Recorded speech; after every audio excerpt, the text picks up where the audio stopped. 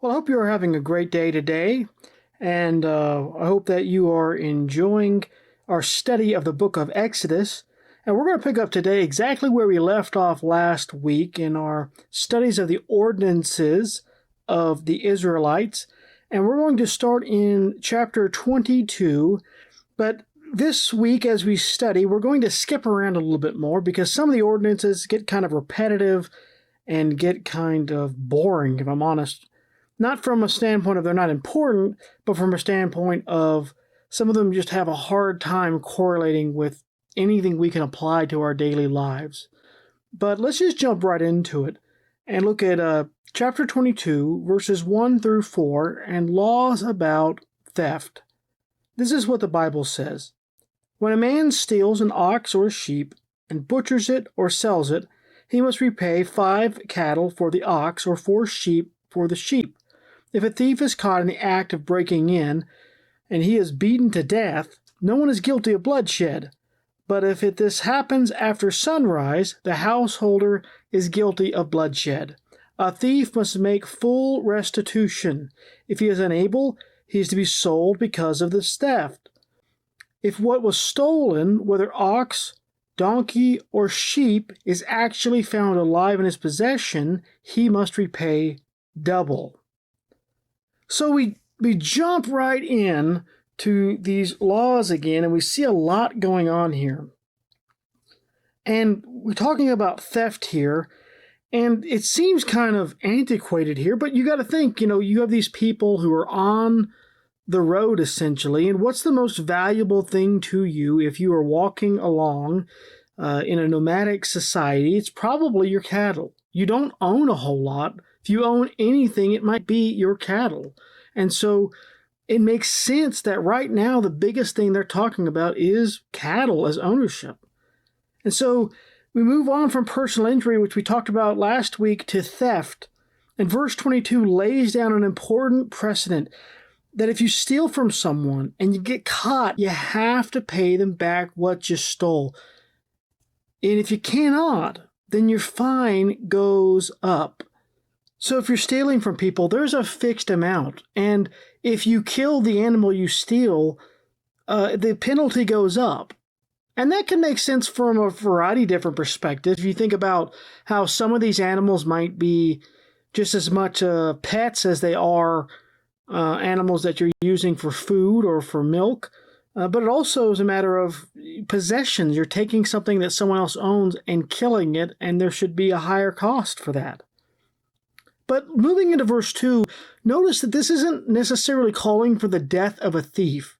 However, if the thief is doing their work at night and is caught and a fight breaks out and they die, then the other person is not guilty. And what this is getting at is that a person has the right to defend their property and their lives. So if I wake up and I'm an Israelite and I don't know what's going on and someone's in my tent or I see someone out in my field and I think that they're taking away my livelihood or I feel like they're attacking myself or my family, I have a right to defend them. I have a right to defend my property. However, there's not a universal right, so it doesn't call necessarily for the death of the thief. The first part of verse 3 actually makes clear that if you know the person is a thief and they're not necessarily attacking you, that you have no right to kill them, right? It says if it happens after sunrise, the householder is guilty of bloodshed. What's that mean? Well, it says essentially that if you know that the person's just trying to rob you or steal from you, you don't have a right to kill them. You don't have any justification in doing that. Now, you have a right to stop them. You have a right to maybe prevent them from stealing from you and doing whatever that might take to do that. Obviously, it's not saying just allow people to take from you, but it's saying you don't have a right to just take their life unilaterally for this particular crime. But at the same time, this verse says that if the thief cannot pay the fine, they're sold into slavery.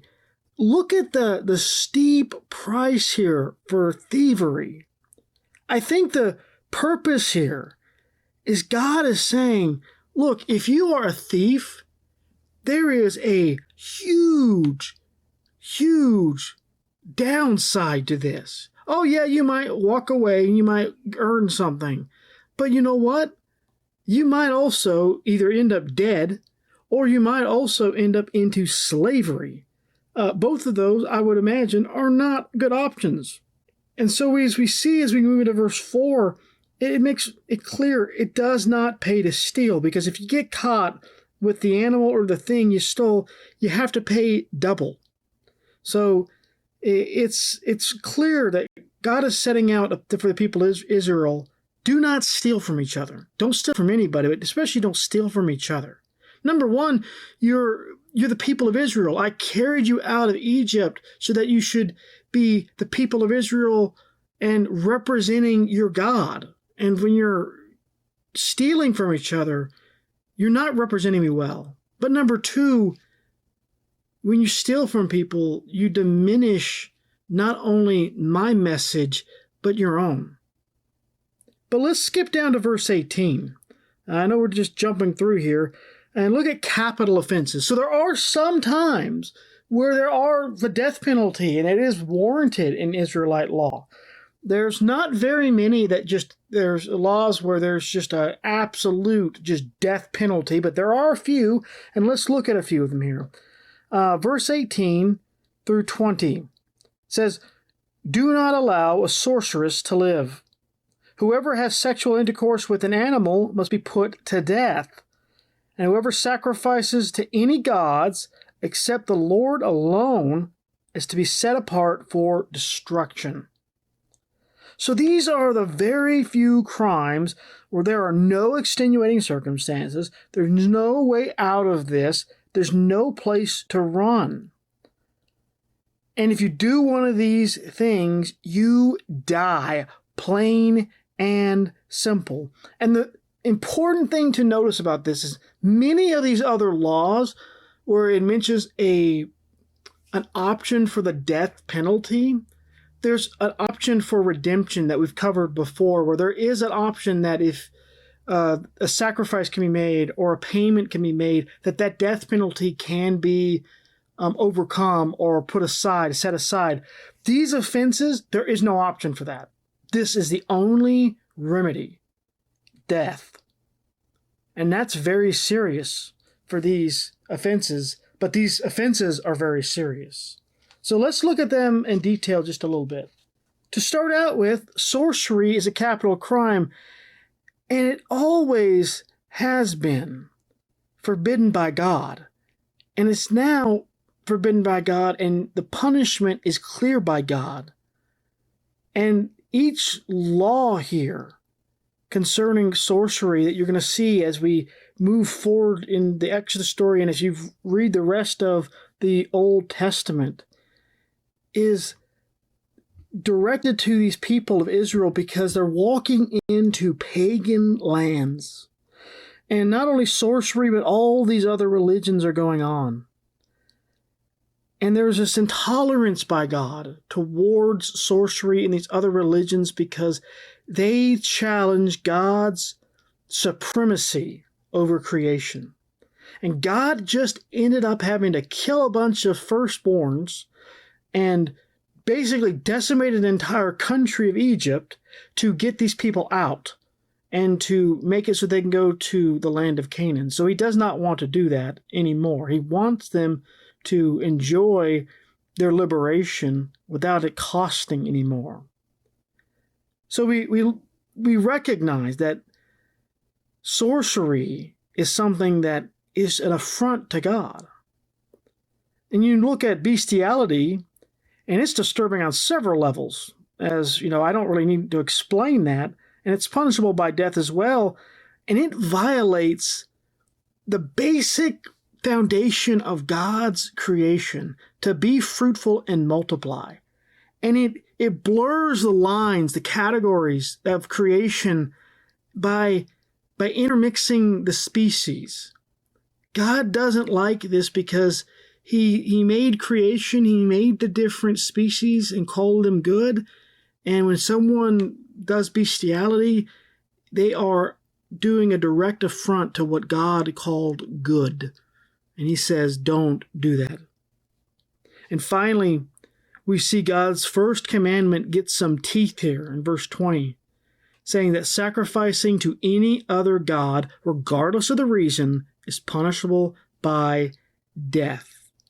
And this is important because this is going to come into play for the Israelites sooner than they might expect, and really sooner than they might want to imagine.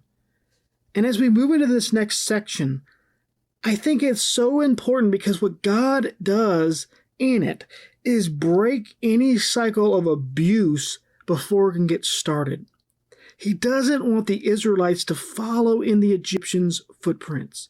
And so he sets aside laws to protect the vulnerable, not only inside the people of Israel, but the foreigners amongst them as well. Look at chapter 22, verses 21 through 27. It says, "You must not exploit a resident alien or oppress him, since you were resident aliens in the land of Egypt. You must not mistreat any widow or fatherless child. If you do mistreat them, they will no doubt cry to me, and I will certainly hear their cry. My anger will burn, and I will kill you with the sword. Then your wives will be widows, and your children fatherless. If you lend silver to my people, to the poor person among you, you must not be like a creditor to him. You must not charge him interest. If you ever take your neighbor's cloak as collateral, return it to him before sunset, for it is his only covering. It is the clothing for his body. What will he sleep in? And if he cries out to me, I will listen because I am gracious." This verse not only sets their resentment aside, but this flies in the face of every other culture of the time. If you went anywhere else in that part of the world in that time, the foreigner was a second-class citizen. They had less or perhaps no rights, and no one batted an eye when they were taken advantage of. Yet God is saying that that is not the way the Israelites are to be. Yes, it's true the foreigners are not to be living amongst you when you go into the promised land, but that does not mean that you should be disrespecting them, that you should be violating them, and that you should be hurting them. You should respect them regardless. However, as you keep reading, you find this mercy is not just given to foreigners, but to all vulnerable people. You shouldn't take advantage of anyone, is what God is saying. And these verses remind the Israelites that he hears the cries of his people, that they should remember that they all saw what he did to the Egyptians, that when they cried out to God, he answered. They should remember that. And they should imagine what he can do to them if people start to cry out because of their sinful actions. And in the same vein, God is saying in verses 25 and 27 that you shouldn't profit from another person's misfortune.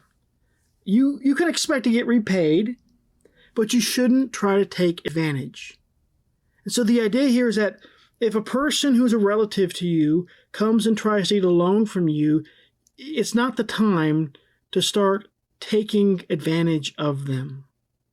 And so as we keep moving forward, God wants again to make crystal clear to the Israelites his expectations about how they are to respect him. And part of this is about offering respect for God by respecting the people he has put into leadership. And the other part is in calling his people to personal holiness. So let's look at what he says about respect for God in chapter 22, verses 28 through 31.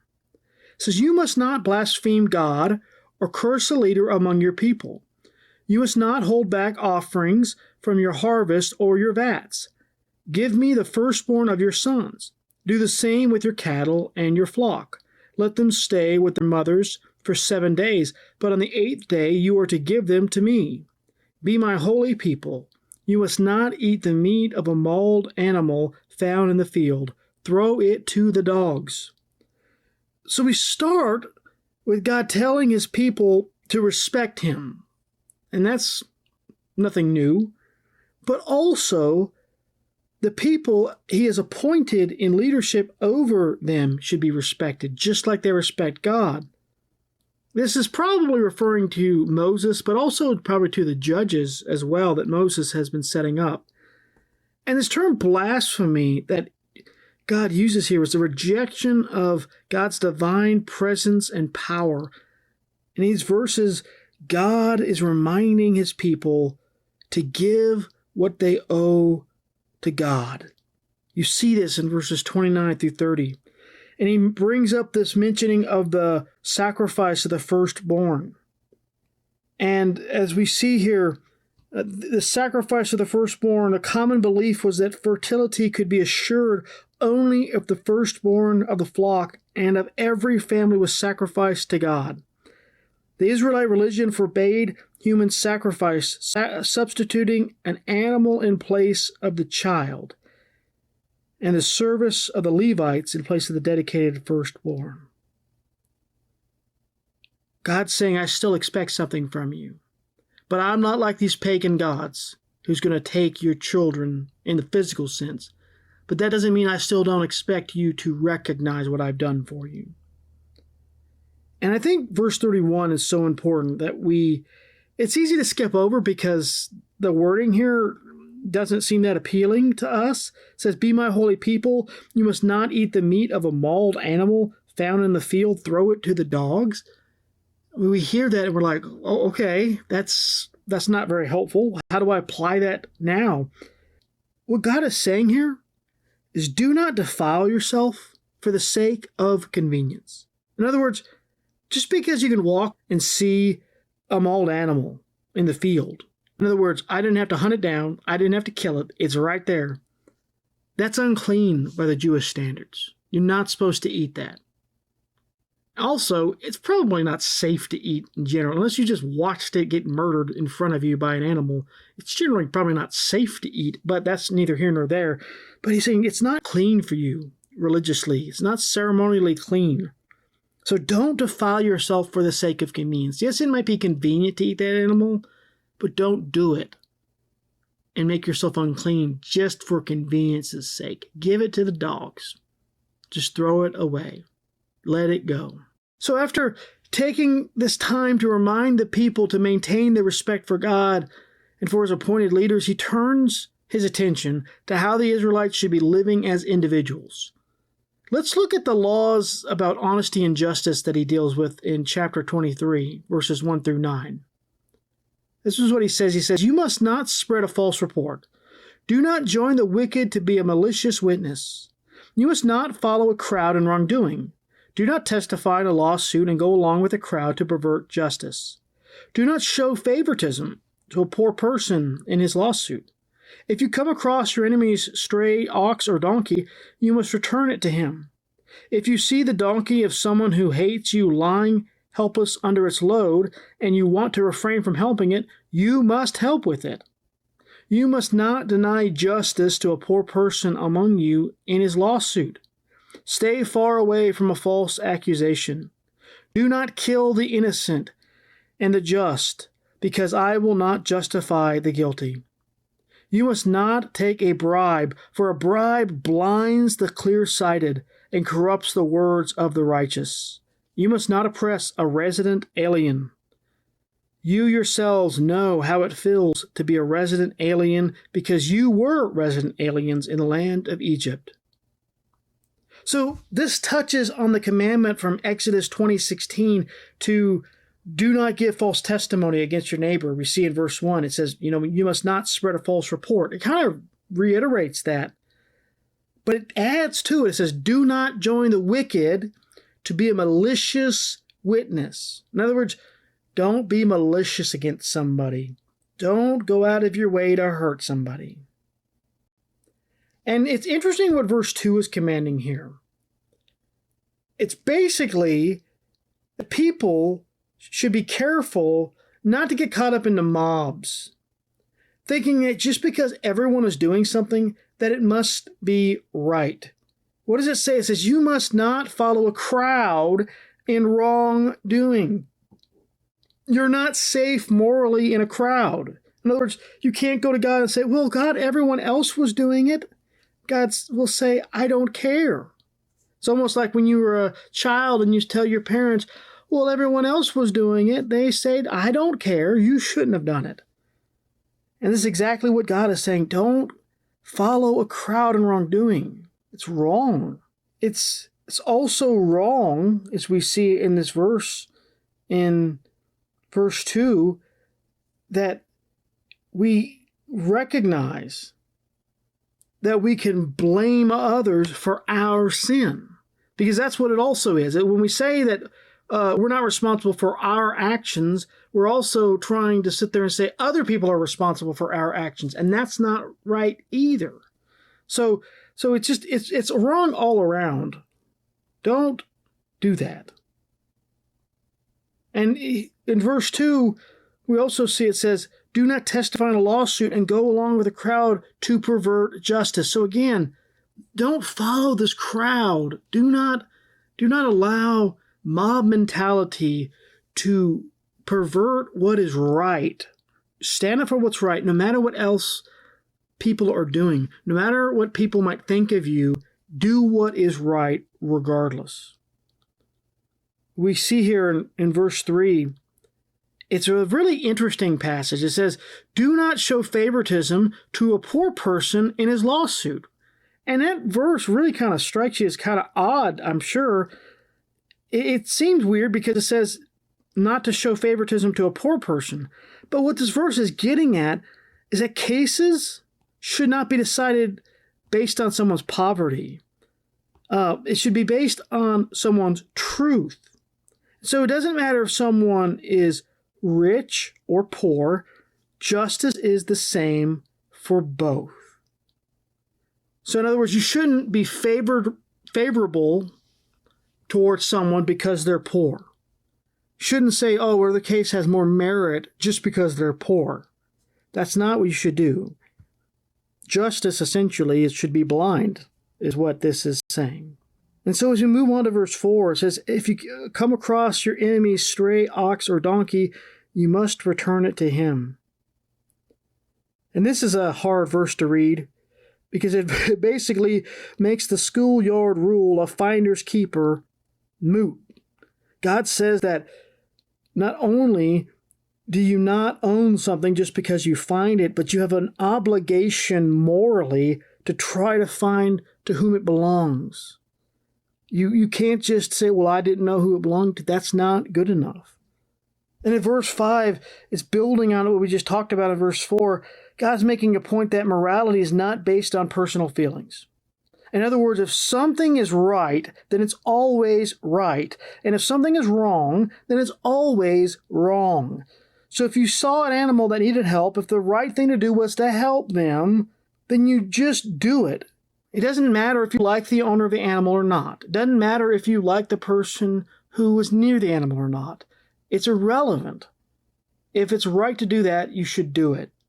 And this is true for us as well. This is what God is calling us into as well, saying, look, if something is right, you should be doing it. It doesn't matter if you like the people you're supposed to be doing something right towards. That's irrelevant. It's because at the end of the day, it's about what's happening in our hearts, not about them. So as we build into verse 6, saying you must not deny justice to a poor person, it's kind of the opposite of what we talked about in verse 3, whereas verse 3 is talking about you should not give favorable status to a poor person. This is saying you shouldn't look negatively on a person just because they're poor and deny them justice. So regardless of their poverty or wealth, they should not be given special treatment because of their poverty. And so let's move on to verse 7. It says, stay far away from a false accusation. Do not kill the innocent and the just, because I will not justify the guilty. And it's a lot here in a short verse. And the first part is a warning to stay away from false accusation. And you can look at this two ways, really. On the one hand, God is saying that we should never falsely accuse anyone. And that's hopefully pretty obvious to everyone. But also, we should not be allowing ourselves to be in situations where we might be liably accused falsely also. In other words, you shouldn't put yourself in situations where someone might be able to accuse you falsely. This isn't victim blaming. It's not saying, well, you're guilty by doing something. But we should just be aware of where we are and what we are doing and how people might perceive those actions, whether they're correct or not, because the point here is about being morally virtuous. And it makes sense that God reminds the Israelites that capital punishments are only for the most severe cases, but also for the cases where there is evidence and confirmation that one is guilty of what they're accused of. That they shouldn't just be killing people because they think someone's guilty of a crime. They need to have some kind of evidence that they're guilty of a crime. And when you think about what God moves on to in verse 8, it makes sense. He tells them not to take bribes. And the reasons, hopefully, are obvious. But if they are not, then God just lays them out, because once you have accepted a bribe, you are setting yourself down a path that you may not be able to recover spiritually from. You are not only making yourself corrupted to people, but you're also morally corrupting yourself. And it's interesting that God again returns in verse 9, as we end this little segment here. He returns to warnings against oppressing foreigners. God wants his people to be better than the world and not follow in the world's footsteps. But as we finish out this lesson, let's skip down to verse 20 and move into these promises and warnings. And move forward, we're going to move away from the lists of rules and ordinances and move more into a reminding by God to Moses and Israel of what he is doing and what he expects from them as they keep going. So let's look at this promises and warnings in verses 20 through 33 of chapter 23. It says, I am going to send an angel before you to protect you on the way and bring you to the place I have prepared. Be attentive to him and listen to him. Do not defy him, because he will not forgive your acts of rebellion. For my name is in him. But if you will carefully obey him and do everything I say, then I will be an enemy to your enemies and a foe to your foes. For my angel will go before you and bring you to the land of the Amorites, Hittites, Perizzites, Canaanites, Hivites, and Jebusites, and I will wipe them out. Do not bow and worship to their gods, and do not serve them. Do not imitate their practices. Instead, demolish them and smash their sacred pillars to pieces. Serve the Lord your God, and he will bless your bread and your water. I will remove illnesses from you. No woman will miscarry or be childless in your land. I will give you the full number of your days. I will cause the people ahead of you to feel terror and will throw into confusion all the nations you come to. I will make all your enemies turn their backs to you in retreat. I will send hornets in front of you, and they will drive the Hivites, Canaanites, and Hittites away from you. I will not drive them out ahead of you in a single year. Otherwise the land would become desolate, and wild animals would multiply against you.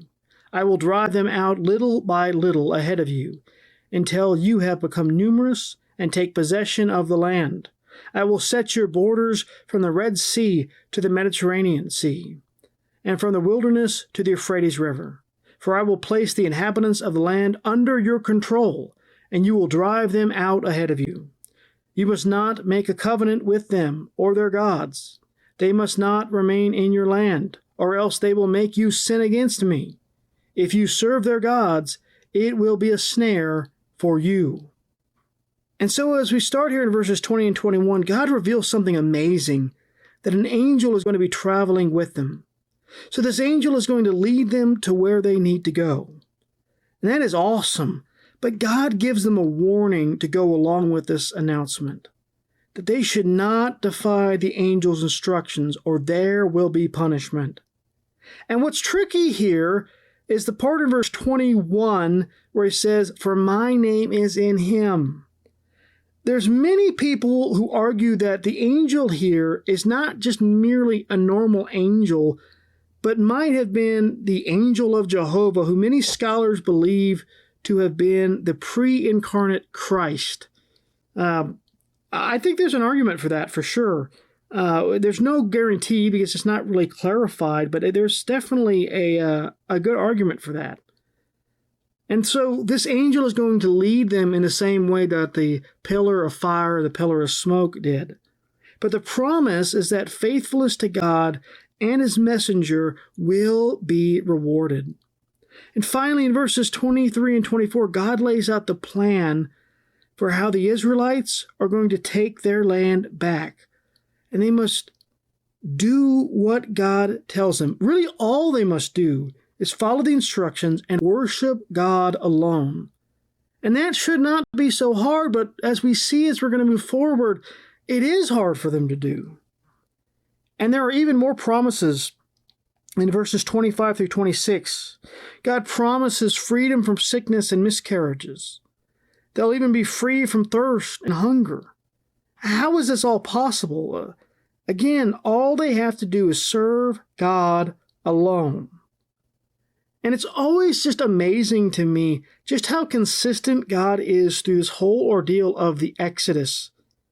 He doesn't ask a lot from the Israelites, but promises them amazing rewards for just a little bit of faith. Yet God even tells them in verses 27 and 28 that he's going to scare some of the people away and run 3 people groups entirely out of the land with these hornets. 3 of these people groups are just going to be like, you know what? We are out. And they're leaving. They're not even going to have to fight them. They're just going to leave. And God tells them that this conquest that they're marching and getting ready for will advance as fast as the people of Israel grow, so that there will be cities and crops and livestock to take over. The country is not going to be destroyed all in one fell swoop, and they're not going to be able to maintain it. And we see that God lays down the borders of the land in verse 31 and declares that anyone living in that area will be under the Israelites' control. However, these are the ideal borders if they perfectly follow God's commands. What we know from history, though, is that really at no time, even during Solomon's reign, which is pretty much like the peak of Israel as one nation, did the nation actually include this much territory. But an ideal image of Israel, if like everything went right and they did everything and they worshiped God perfectly, this would be what the land of Israel would look like. But there's a catch. Verse 32 and 33 say, once you've taken over the place, everyone who lived there before must go. Doesn't mean they have to die. Just means they have to leave. And that sounds rough. It seems mean by our standards, but it's not from God's, because they pose not a physical threat, but a spiritual one. God tells them, I'm going to do this for you. All you need to do is not do 2 things. Do not make a covenant with these people, and do not worship their gods. That's it. You don't have to do 2 things. You don't have to do anything. You just don't do these 2 things. And the easiest way to accomplish that is to get rid of them. Get them out of there completely. And there's a deeper spiritual truth here that we do not need to miss, because it's so easy to do so. You see, it's very simple for us to look at situations that we know we should not be associated with, yet we think as Christians we can still protect ourselves spiritually inside of them.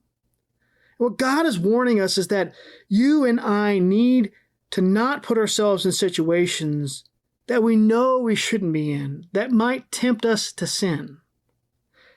Because those situations and those people who we know we shouldn't be around, yet we do go around them anyways, are always going to be that snare that God is talking about here in verse 33. Always. Doesn't matter how much control we think we have, doesn't matter how spiritual we think we are, they're always going to be that snare. And the easiest way to eliminate that problem is to not be around them in the first place.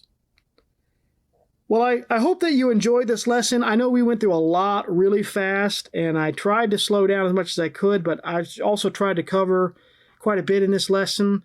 But it's so interesting to kind of just see how things are shaping up for the Israelites. And we're going to start seeing things change for the Israelites in the next couple of lessons, and how the law is really going to start going into effect for them. But I hope that you enjoyed this lesson, and I hope that you come back for the next one, and hope that you have a great day. Thanks. Bye.